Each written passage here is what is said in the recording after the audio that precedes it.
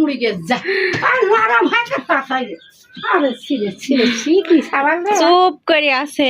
এখন আমি ঘরের মধ্যে দেখতে আসছি, এসে দেখি মুড়ির আম্মা বস্তা। হচ্ছে এখানে আদা ধুচ্ছে। কয় কেজি আদা আম্মা এখানে? 2 কেজি এত লিছেন কে? ফ্রিজে রাখি দেব দাম হয় না ও, আমার বুদ্ধি কি দেখছেন? এগুলা সব চুলবেন? না আমি দেখতো ধুয়ে ফ্রিজে রাখি দাও ও, ধুয়ে ফ্রিজে রাখি দাও এখন তো গায়ে করে শুলবে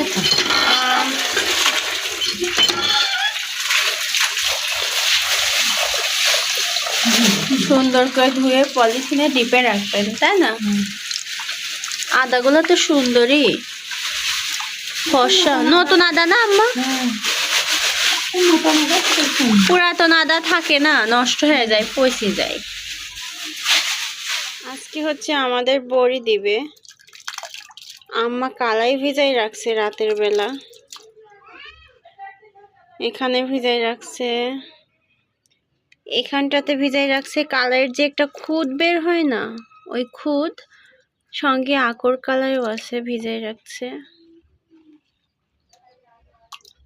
আর এখন হচ্ছে শীতের সিজন, আর এই বড়ি দেওয়ার সিজনটা এখনই, বুঝছেন?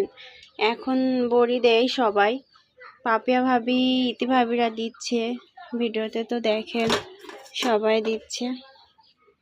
তো আমাদের দেওয়া হয় নাই, আজকে হবে। আজকে না কালকে সকালে হবে, আজকে সব রেডি করা হচ্ছে। তো এখন প্রায় 12টা, আমি রান্না করতে যাইতেছি।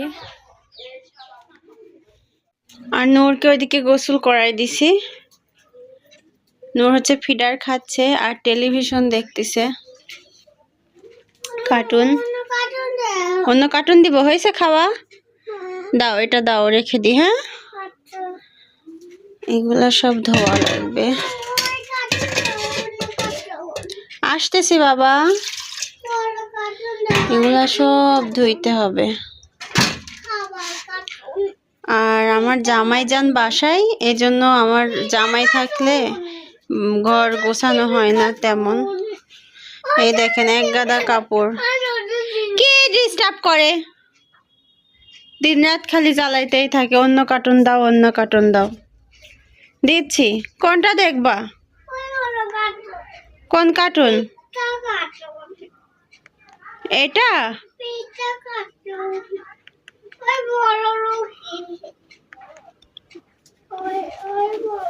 ভালো করে বলো, কোনটা দেখবা? এই ডাইনোসর? ও, তো এটা বললে তো এত জেদ না করে, খালি জেদ করে। এদিকে আজকে সকালবেলা জানালাটাও খোলা হয় নাই, বাইরে যে একটু হাওয়া আলো বাতাস ঘরের মধ্যে আসবে, জানালাটা খুলে দিলাম। আচ্ছা, তুমি কার্টুন দেখো, আমি রান্না করতে গেলাম, বাই। এদিকে আজকে কড়াই ভরে বাটা মাছ ভাজি করতেছি আমি, একদম টাটকা বাটা। তো এই বাটা মাছটা আমি রান্না করব ফুলকপি দিয়ে। মাছগুলো হচ্ছে উল্টে দিয়ে নিয়ে আগে, তো এগুলো রান্না করব হচ্ছে ফুলকপি দিয়ে। এই যে ফুলকপি কুটছে আমার শাশুড়ি তরকারিটা খুব সুন্দর করে। তো এটাতে ফুলকপি দিয়ে রান্না করব। মশলাটা এদিকে করা শেষ। তো আজকে শুকনো লঙ্কার গুঁড়ো ফুরাই গেছে, তো আমি শুকনো লঙ্কা বেটে নিচ্ছি। তো এখানে আমি সুন্দর মতো মশলাটাও কষিয়ে নিচ্ছি, কারণ আজকে একটু তাড়াতাড়ি রান্নাটা করবো। বাবা হচ্ছে বাসায়, এই জন্য। তো আজকে তরকারিগুলো অনেক বেশি গোটা হয়ে গেছে।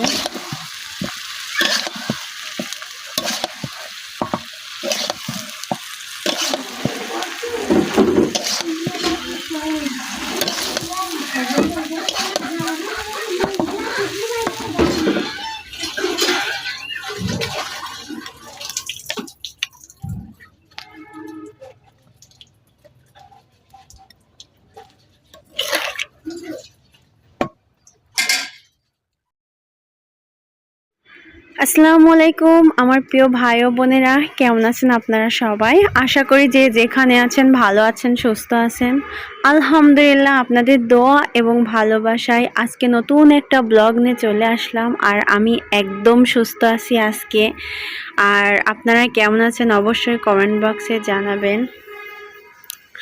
তো এখন সন্ধ্যাবেলা, চারিদিকে রান্নাবান্না শেষ করতে করতে আমার শাশুড়ির কাজে হেল্প করতে সন্ধ্যা লেগে যায়। আর এই সন্ধ্যা পর্যন্ত আমার শাশুড়ি আর ছোট ননদ সব কিছুই রেডি করে ফেলছে। কুমড়ো কুড়া থেকে শুরু করে ডাউল ধোয়া থেকে শুরু করে অলমোস্ট সব কিছুই রেডি করে ফেলছে।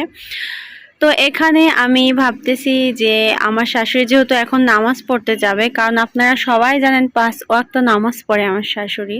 তো সন্ধ্যাবেলা শাশুড়ি নামাজ পড়তে যাবে, ভাবতেছি আমি কুমড়োগুলো চিপে নিই, কারণ এগুলা নাকি চিপে রাতের বেলা ফ্রিজে রাখতে হয়, পরে সকাল সকাল উঠে ভোরবেলা এগুলাকে ডাউল দিয়ে সুন্দর করে মাখিয়ে মাখিয়ে, আমাদের এদিকে ফেকানো বলে, ওই ফেকায়ে তারপরে বড়ি দিতে হয়।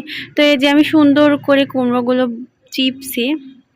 তো আমার শাশুড়ি অবশ্য আমাকে বলছে যে আমি পারবো কি না, তারপরে বললো যদি না পারো নামাজ পড়ে উঠে আমি চিপতেছি। তারপর আমি ভাবলাম যে সারাদিন তারা কাজ করছে, আমি তো এই বড়ি দেওয়ার মানে কুমড়ো বড়ি দেওয়াতে কোনো হেল্পই তাদের করতে পারি না, যেটা সত্য সেটা আর কি। তো আমার কাছে অনেক খারাপ লাগলো আর কি। তাই আমি ভাবতেছি কুমড়োগুলো সবগুলো ছোট আপা করছে, সারাদিন টিউশনি করছে, এখন যদি তাকে আবার চিপতে বলা হয় কেমন একটা দেখায়। তো নূর ঘুমাইছিল, নূরকে ঘুম থেকে উঠায় খাওয়া দাওয়া শেষ করে আমি কুমড়োগুলো সুন্দর করে চিপে রাখতেছি একটা তেনা দিয়ে। তো যাই হোক, আমার সবগুলোই কুমড়ো চিপে এই গামলার মধ্যে রেখে দিয়েছি আমি। তো এই দেখেন, চিপার পরে কিন্তু অনেকখানি পানি বের হয়েছে, হওয়ার পরে সুন্দর মতো কুমড়োগুলো ঝরঝরে হয়ে গিয়েছে। এখন এটাকে শাশুড়ি হয়তো নর্মালে কিংবা ডিপে রাখতে পারে, সেটা আমি সঠিক জানি না। তো ভাবতেছি সারাদিন এটুকু আপনাদের সঙ্গে শেয়ার করি। সারাদিন তেমন কাজ শেয়ার করা হয় না আর কি, কারণ জ্বালায় নূর অনেক, এই জন্য। তারপরেও আজকে একদমই সময় পাই নাই, যেটুকু শেয়ার করার সেটুকুই শেয়ার করছি। তো এদিকে বললাম না, শাশুড়ি সব কালাই ধুয়ে ফেলছে। এটা ধোয়ার পরে চকচকে হয়ে গেছে, সাদা ধপধপ করতেছে দেখেন। তো এগুলাকে আবার ধুবে, ওই যে কালো কালো চুচা আছে না, ওইগুলা আবার ধুবে। তো কিছুক্ষণের জন্য ভেজায় রাখছে, নামাজ পড়ার পর ধুবে। হয়তো শাশুড়ি আজকে ঘুমাতে ঘুমাতে রাত 11টা থেকে 12টা পর্যন্ত বেজে যাইতে পারে। তো যাই হোক, এই পর্যন্ত